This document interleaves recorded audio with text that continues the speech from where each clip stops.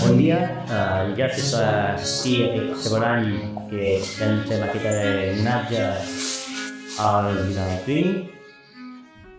Des del grup de creació i investigació històrica de General Kling, Sobiranies i Voluntaris Catalans, agraïm aquesta assistència i aquest any el Voluntaire ha sigut un parell d'exposicions, de conferències amb l'idea de la connexió del personatge i els fets spaces a l'interior de la ciutat.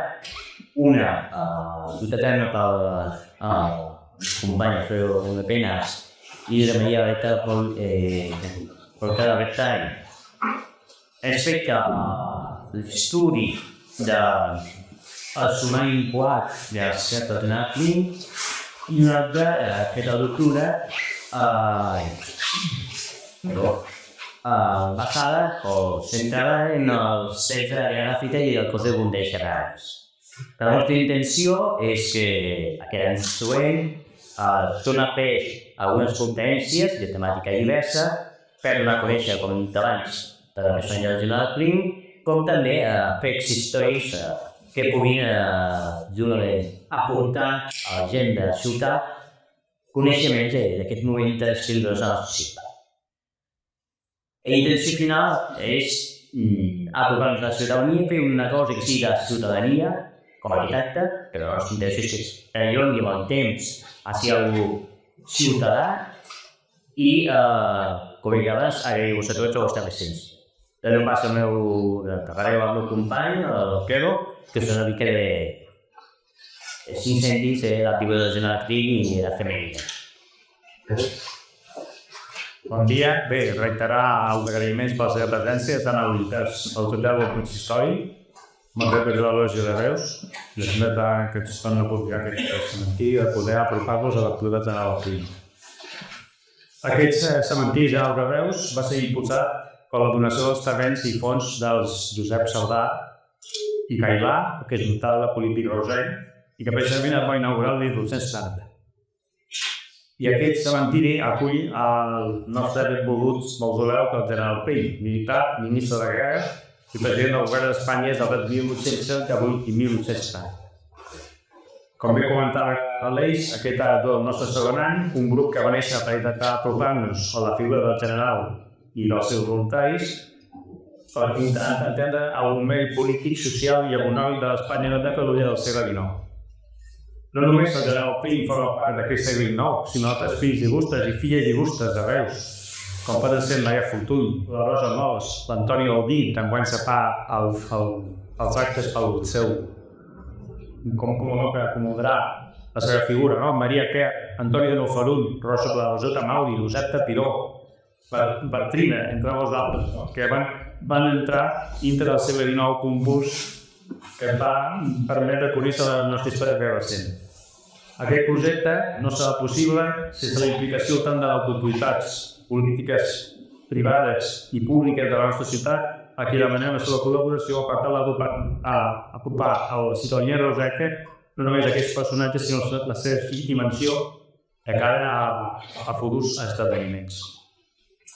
Avui, 30 de desembre de 2025, fa 155 anys que el nostre comte de Reus, Marquès dels Castellecos d'Escolta de l'Adluc, va ser oficialment mort al govern del general Serrano, després de patir un atemptat el 27 de desembre a les 19:52 hores quan sortia del Congrés dels Diputats, després d'haver establert la remuneració que es va establir pel nou monarca a la de Savoia, escollit pel nostre general. El 31 de desembre, los cos constituents van declarar a Kling, y cito textualmente, benemérito por la patria, acordando que su nombre se grabe en el santuario de las leyes al lado de los suelos de nuestra historia, y que su ilustre viuda y sus tiernos hijos continúen gozando de los honores, prerrogativas y posición social que el general Kling había conquistado a fuerza de heroísmo. Així doncs, el ministre de Justícia i Gràcia, Eugenio Montoro Ríos, d'acord amb el Consell de Ministres, va proposar, mitjançant un decret, la concessió a Francisca Güell del títol de duquesa de Kling con grandeza de España de primera clase, para ella, su hija doña Isabel Pima Güell y los sucesores legítimos de esta. El seu fill, Joan Kling, se le ha alocado el marquesado de los Castillejos, com a peça d'Espanya de primera classe. Aquests nomenaments estaven exempts i lliures de despelles. Amb aquesta concessió es volia reconèixer la tasca del nostre fill il·lustre que al llarg de la seva vida en unitat com política va dur a terme. Així, volem retre homenatge a Anton Joan Pau Maria Pini Peras amb aquesta corona de flors per recordar la seva memòria i demanar que no quedi dubte. Ara, els membres del consistori i de la loja oferiran els seus grans de flors, no? Posteriorment, demà. Molt bé, doncs, només fèiem una nota de la frase que identifica el nostre projecte. Recordar qui som ens fa saber d'on venim. Moltes gràcies.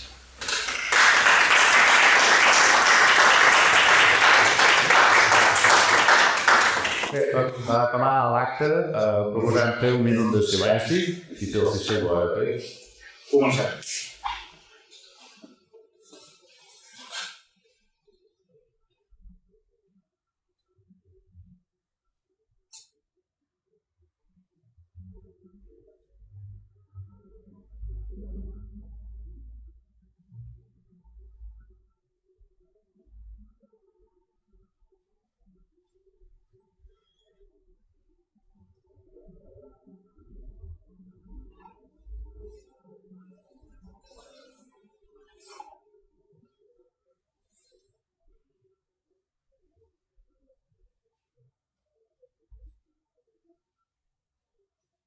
Honor i glòria als aplaudim!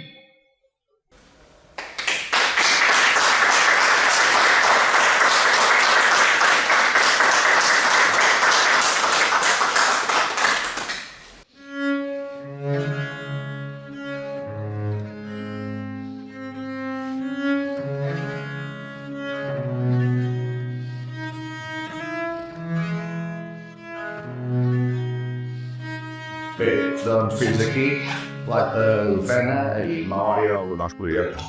Gràcies a tots per haver-hi.